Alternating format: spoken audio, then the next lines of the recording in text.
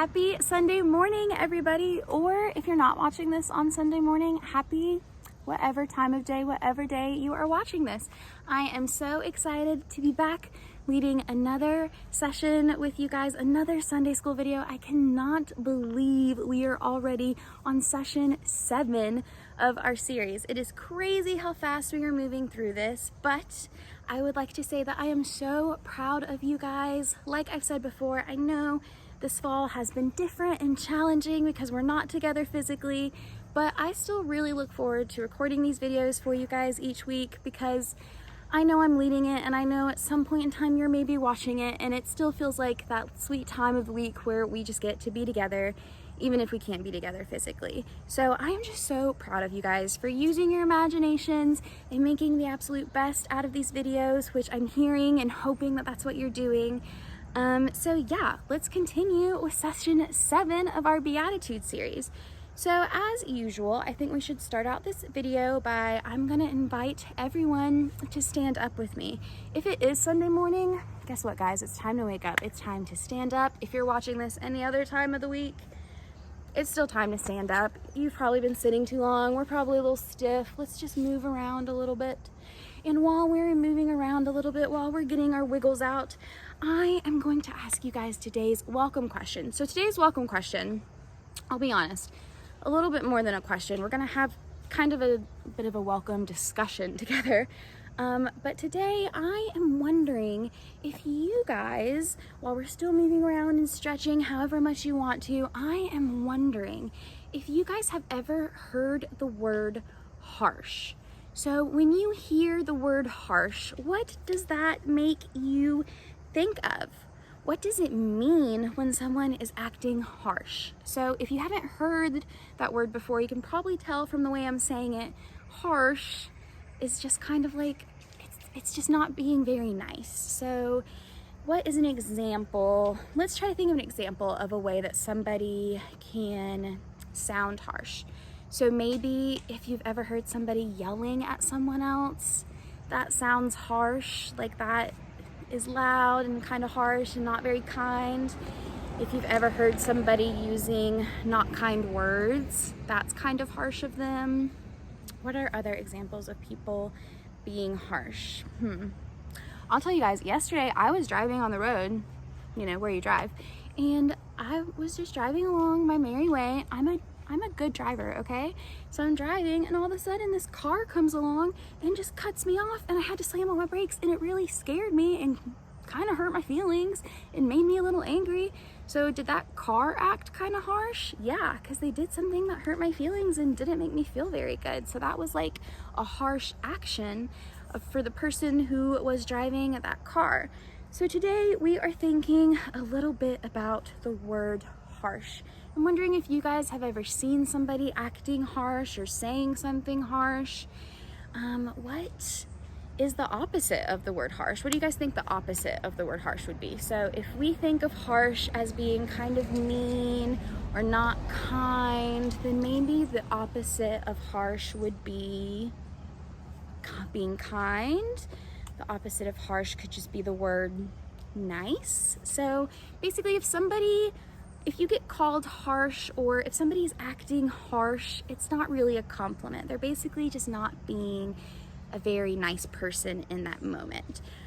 We all have harsh moments, we're human, but today we are just going to talk a little bit about that word harsh and what exactly it meant for people a long time ago, and what exactly that word meant when Jesus was teaching. So speaking of which, the other thing that we have to do, like we do in all our other videos, is we have to use our imaginations today, and we have to climb the mountain, because how are we gonna hear the Sermon on the Mountain if we're down here on the level ground? No, we gotta climb that mountain together to get to Jesus and all his friends, to hear what they have to say. So remember, each week we have talked about 4 different ways that you could climb. So the first way that you can climb a mountain, if you remember, is you just hike. You just kind of march in place, you know? We're just going for a calm hike up a mountain. We're just chilling. You can march in place. What's the second way you can climb a mountain? We've talked about. I've also, remember, I don't claim to be a rope climber, but from what I hear, you can climb a mountain with a rope. I imagine you just like throw it and like you hook it on the right rock, you hook the rope together. I think I saw that in a movie. And then you just climb. You just pull yourself up on that rope and you climb up that rope. So that's the second way you could choose to climb. The third way that you could choose to climb is some of our friends, they get to hike and climb mountains in wheelchairs. So sometimes you gotta wheel up the mountain. And that's so cool. So sometimes we just gotta pretend to spin our wheels as hard and as fast as we can. That's one way you could get up the mountain. And what's the fourth way you can get up the mountain? The fourth way you can get up the mountain is for my more extreme mountain climber enthusiasts. The fourth way we can climb up the mountain is we can pretend we're getting really extreme and we're going rock climbing. So how do you rock climb? You have to get your legs and your arms involved. You have to like this leg with this arm and this leg with this arm, and you do this and you gotta climb up that mountain. So those are the 4 ways that we have talked about climbing a mountain. If you guys have thought of a different, cooler, more fun way that you enjoy climbing a mountain, you can climb the mountain. You can imagine that we're gonna climb the mountain that way. We're gonna do the same thing every week. I want you guys to pick your favorite way to imagine climbing that mountain. I'm gonna count to 20 and we are going to imagine that we are climbing this mountain together. Okay, so this week, how am I going to climb a mountain? I think I'm gonna try to be a rope climber this week. I'm gonna pretend to be a rope climber this week, and I'm gonna count to 20 and climb up the mountain with my rope. Like I said, you guys pick your favorite way to imagine climbing a mountain, and we're gonna do it together. So on your mark, get set, let's climb. Okay, so we are going 1, 2, 3, 4, 5, 6, 7, 8, 9, 10, 11, 12, 13, 14, 15, 16, 17, 18, 19, 20. Whew. My friends, my super strong athletic friends, you guys did it again. 7 weeks in a row, we climbed a mountain together.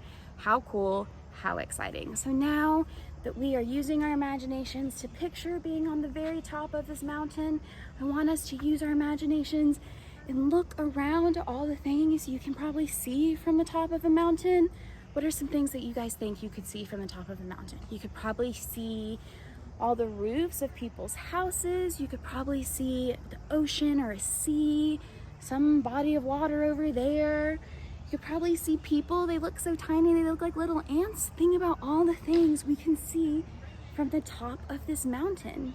And the next thing that I am going to invite you guys to do is I am going to invite us to now calm our bodies, and we are going to take a seat and we are going to hear what the next part of Jesus' Sermon on the Mount is. So let's take a seat, let's calm our bodies, and let's get into today's lesson. Okay, friends, so I hope that now we have taken a little time, we have sat down, we are settling our bodies, and this is the part of today's lesson where I need you guys to be super cool, like I know you are, and put on your very best listening ears for this part of the lesson. So remember, we are using our imaginations to pretend that we are on top of a mountain. We are surrounded by all of our friends and all of Jesus's friends. We are looking up at Jesus, waiting to hear the next part of his sermon and the next part of what he has to say. So remember, like we've talked about, it's cool to note that Jesus chose to give this sermon on a mountain because back in Jesus's time, mountains were considered really special, holy, sacred places for people to be with God. Maybe they thought that because when you're on top of a mountain and you stretch your arm, you feel like you're a little closer to the sky. So maybe those people felt like they were a little closer to heaven or a little closer to God when they were on a mountain. It is also important to note and remember that Jesus wanted to give this Sermon on the Mountain. Jesus wanted to talk to these people because he wanted to tell them all about God's kingdom and how God's kingdom was set up. So remember that you can think of a kingdom as the way the world works, or just like the way the world is set up, or the way things go. So in God's kingdom, heaven, like we've talked about, there is abundance. And I know I've said that word every week, but guys, that is such an exciting word, because knowing that there's an abundance waiting in God's kingdom knows that we mean or we know when we get to heaven, there is going to be more than enough love, money, food, power, honor, all of it. There's going to be more than enough of that for every single child of God to thrive and survive and be their best selves. And if that's not exciting news, I don't know what is. So remember that Jesus came to give the Sermon on the Mountain because he wanted people to know how God's kingdom was meant to work. So today, Jesus continues by saying what he says in Matthew 5:7, the next Beatitude, the next part of the Sermon on the Mount. Jesus says, "Blessed are the merciful, for they will receive mercy." So I'm wondering, can you guys think of a time when you received kindness when somebody did, or when you did something hurtful?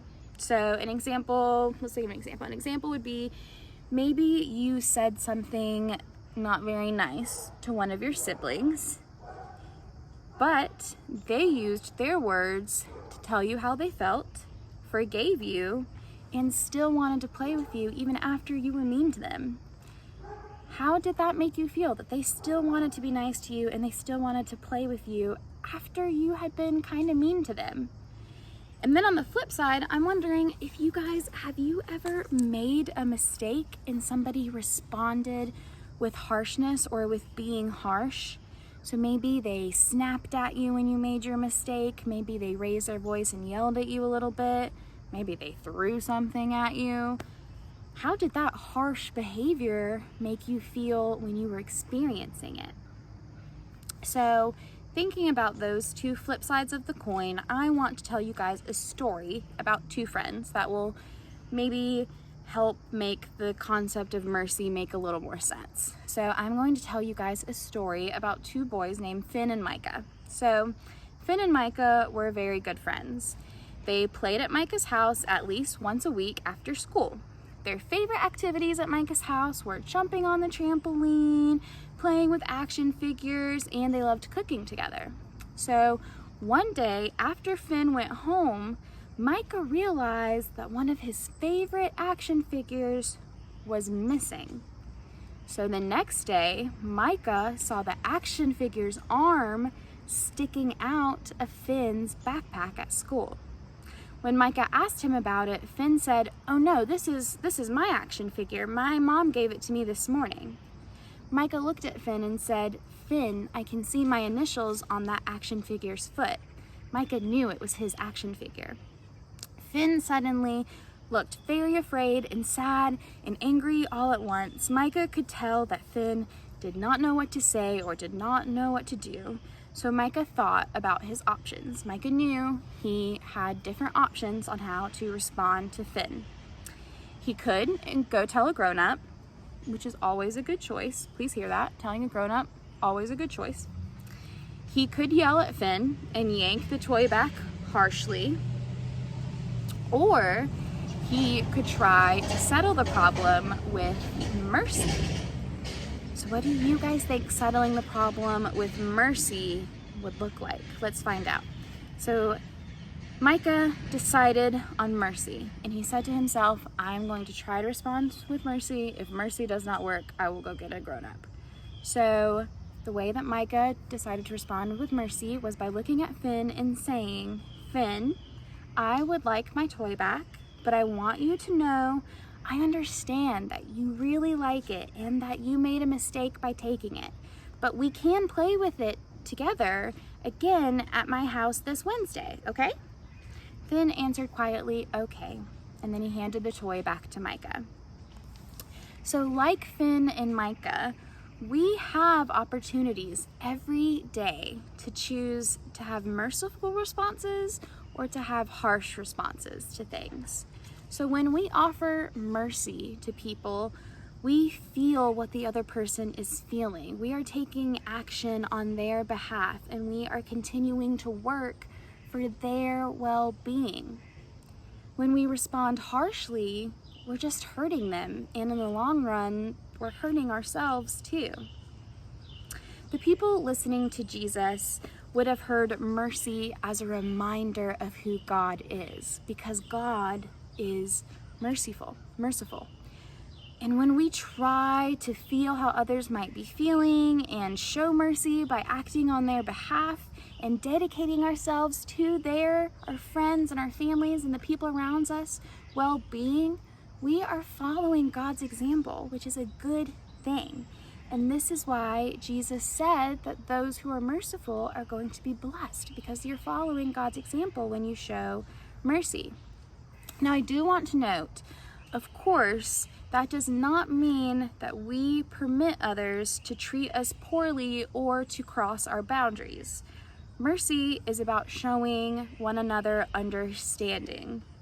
Mercy is not about being okay with mean behavior. So telling someone, stop right now, or telling someone to stop doing something is not you being harsh.